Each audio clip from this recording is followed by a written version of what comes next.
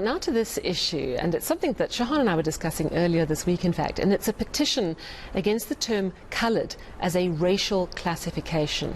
Glen Snyman is the leader and chairperson of People Against Racial Classification. That group is calling for the removal of the word coloured from all official government forms, private institutions, and critically, the Employment Equity Act. They believe it's confusing, derogatory and racist. Now, his plea is being considered by the select. Yes, we propose that that should rather go on the form, because that is a more moral grouping that could be used to group the South African society by. In fact, it's going to be allowed. It would be. Sounds quite difficult to get right. What if you are you have a Zulu mum and a Khoisan dad? Then what do you put on the form? When it refers to cultural groupings, a family needs to choose which identity they assume. It's, for example, Muslim person who dated Christian person. You can only choose one religion. But when it comes to human biology, to say that a white person and a black person is mixed and create a colored, or an Indian and a colored, or whatsoever, that becomes biologically confusing. But so what if that I hear what you're saying, but what if you just say mixed heritage? Because some people are very proud to have a heritage that is perhaps both Zulu and German, for example. So if you're going to be accurate, why not acknowledge, that there's mixed heritage? And you're saying choose. I don't know if that's right either. Yes, people should choose for themselves what groups and identities they need to assume. But what we are saying as part is that by using the old apartheid race classification blocks, which was used and to describe you by the color of your skin, by physical appearance, that in itself is not accurate. Race is not scientific, nor is it cultural. So we should stay away from that. No, and I understand the hurt that brings. The sad reality is that apartheid gave more rights to coloured and Indian people than black African people, and more rights to white people over all those groups.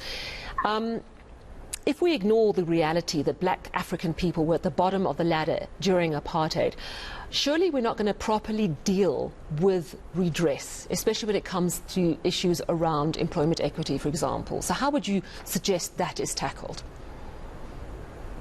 Sally, even the first statement that you made is in dispute, that coloreds and Indians were more or lesser oppressed than black people. I'll give you, look, I would just let me interject and explain what I mean. I'm using that because, for example, if you look into the history of any jail, and I'm thinking of number 4 on Constitution Hill, the food that coloured and Indians were given was a little bit more than black people.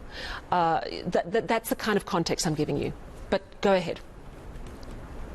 Okay. We are 28 years now in a new democracy, and what happened in the past happened in the past.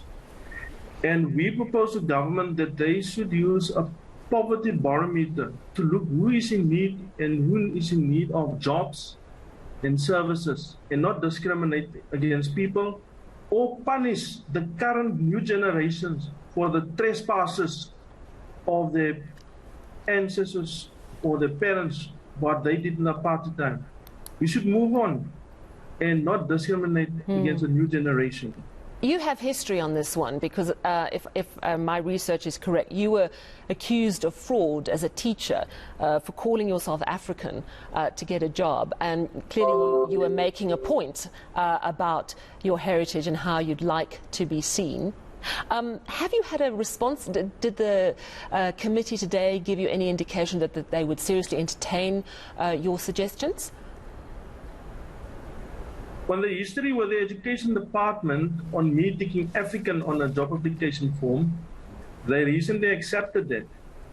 So I may tick African because I regard myself as an African, and so does every South African born and living in South Africa, including white people, can be regarded as African.